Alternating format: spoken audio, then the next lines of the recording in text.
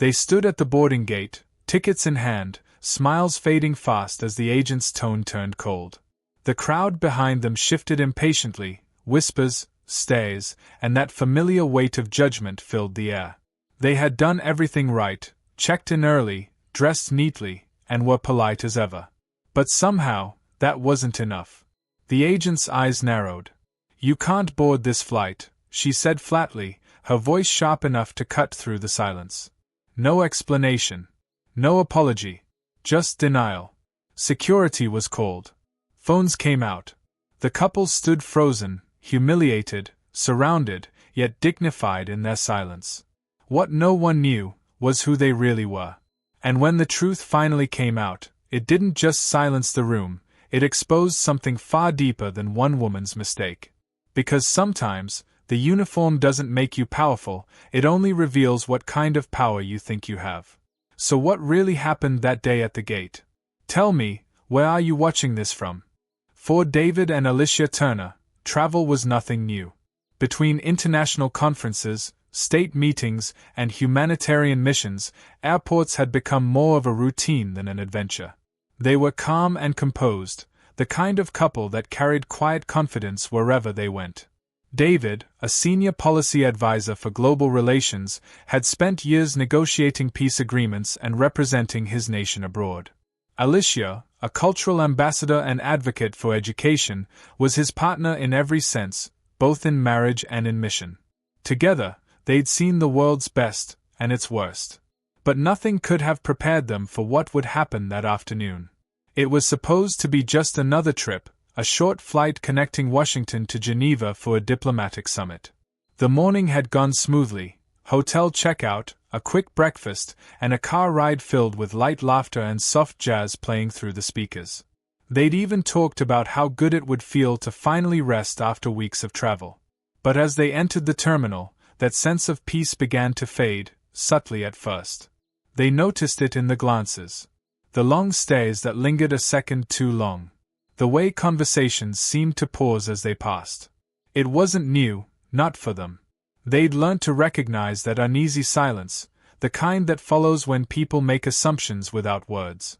Still, they stayed graceful, smiled, moved forward. Because after years of representing their country on foreign soil, they had learnt that dignity was their armor. They arrived at the gate early, greeted the agent with the same warmth they gave everyone, and handed over their passports.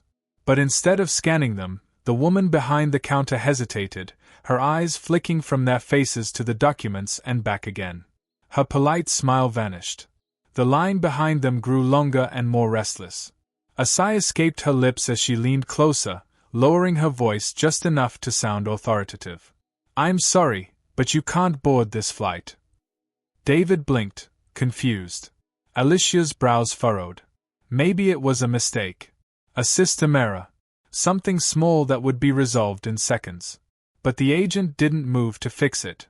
She just stood there, lips pursed, eyes cold. And that was when the atmosphere shifted, from inconvenience to something darker. Because in that moment, neither of them knew. This wasn't about tickets, or paperwork, or flight rules. It was about something else, something they had faced their entire lives, in different forms, in different places. Only this time, it was happening in front of hundreds of witnesses, and cameras were already rolling. The silence that followed her words was deafening.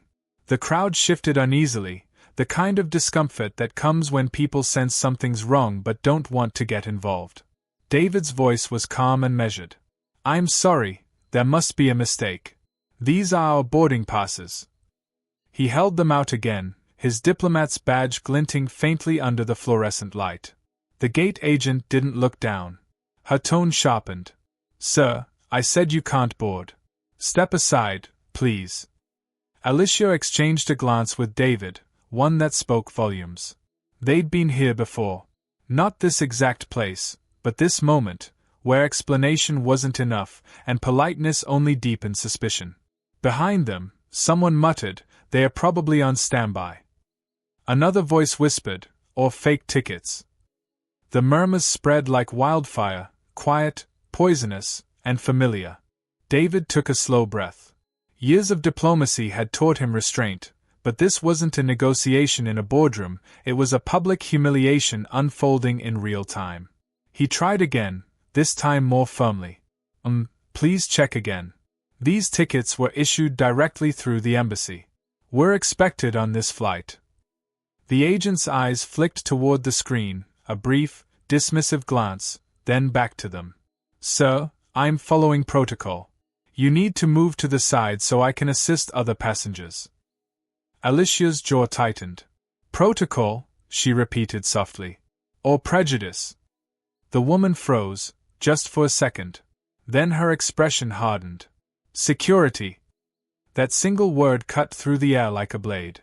Two uniformed officers appeared almost instantly, their steps heavy and deliberate.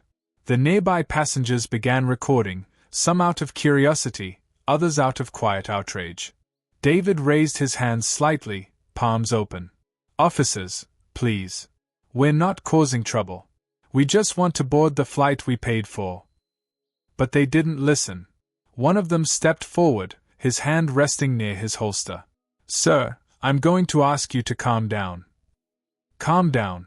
The phrase always came when the situation was already under control, except it wasn't. Not this time. Alicia could feel her pulse in her ears. The shame. The disbelief. The helpless anger that came from being treated like a threat when all they had done was exist. Passengers started whispering louder now, some defending them, others saying nothing at all. The divide was visible and sharp. David tried once more, his voice cracking just slightly. Officer, we're diplomats. Our credentials. Enough, the agent snapped, cutting him off. If you were really diplomats, you wouldn't be arguing here. Step aside before we escort you out. Alicia's hands trembled, but not from fear, from fury she was trying desperately to contain. She could see the reflection of herself in the glass behind the counter, poised, polished, but cornered. A woman whose dignity was being dissected in front of strangers. Then, something inside her shifted. The silence she had worn for years as protection began to feel like betrayal. She reached into her bag, slowly, deliberately, and pulled out a sleek, navy blue passport with gold lettering that gleamed under the harsh airport lights. Gasps echoed around them. The agent blinked, her confidence faltering for the first time. What is that? Alicia's voice was calm and steady. Diplomatic identification. Issued by the United Nations. David followed her lead, retrieving his, embossed with seals and signatures that only a handful of people in the country could carry. The officers hesitated. The agent's face drained of color. She stammered, eyes darting between the documents and their faces. I didn't know, but it was too late. Cameras were already capturing every second. Passengers who had whispered doubts now whispered apologies. David didn't speak. He didn't have to. The weight of that moment spoke louder than any words could.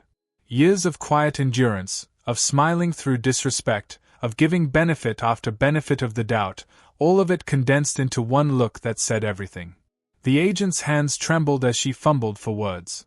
Let me just fix this, she muttered, frantically typing at her computer. But no amount of keystrokes could erase what had already unfolded. Alicia turned to the watching crowd. Her voice was low but carried through the silence. This is what it looks like when people judge before they ask. When skin speaks louder than credentials. The gate area was frozen, 1,000 eyes, and not a single sound. And as the agent's voice cracked with forced politeness, "You may board now, Mr. and Mrs. Turner," the cameras kept rolling. Because what had just happened wasn't about two passengers denied a flight. It was about a truth too many still live every day. And for once, the world was watching. The gate fell silent, but the storm had only begun. The agent's face was pale as she fumbled with the computer, desperately clicking through screens, pretending she had control that she no longer had. Around her, whispers rose again, not from curiosity this time, but from disbelief. Phones were still recording, capturing every shaky breath, every flicker of guilt that crossed her face. David stood tall, calm as always, though inside, his pulse was hammering. He'd been insulted before, quietly, indirectly, behind closed doors. But this? This was open. Public. Broadcast to strangers who would replay it again and again, dissecting every frame. By the time their plane touched down in Geneva, the story had already gone viral. Clips from the airport were everywhere, millions of views, endless debates, and headlines that all echoed the same disbelief. Diplomats denied boarding over skin color. The airline issued a statement within hours, a sincere apology and a promise to review training procedures. The gate agent was placed on leave, pending investigation. But for David and Alicia Turner, no press release could undo what had been done in those few, humiliating minutes. Because it was never just about one flight. It was about a system, polished on the outside, fractured underneath. Days later, at the diplomatic summit, David stood at the podium, addressing global leaders about inclusion and equality. His speech had been written weeks before, but that morning, he rewrote it. He began with a story. Not from a battlefield or negotiation table, but from an airport gate. He spoke of how dignity can be denied in seconds, how bias hides behind politeness, and how silence protects the comfortable, not the innocent. And when he finished, the entire hall rose to its feet, not in applause for him, but in recognition of the truth. Because what happened to the Turners wasn't rare, it was simply recorded. And that's what made it impossible to ignore. As the video continued to circulate, it became more than a headline, it became a mirror. A reflection of how far society has come and how far it still needs to go. David's closing words in his address would later be quoted worldwide: "Respect should never depend on recognition. Dignity should never require credentials." And as that clip faded to black, one question remained for every viewer, one that couldn't be scrolled past, ignored, or forgotten. How many more stories like this need to be told before humanity finally learns to see, not color, not class, but character? If this story moved you, don't let it fade away. Share it, comment on where you're watching from, and subscribe for more true stories that uncover the truth behind modern injustice. Because silence changes nothing, but awareness does.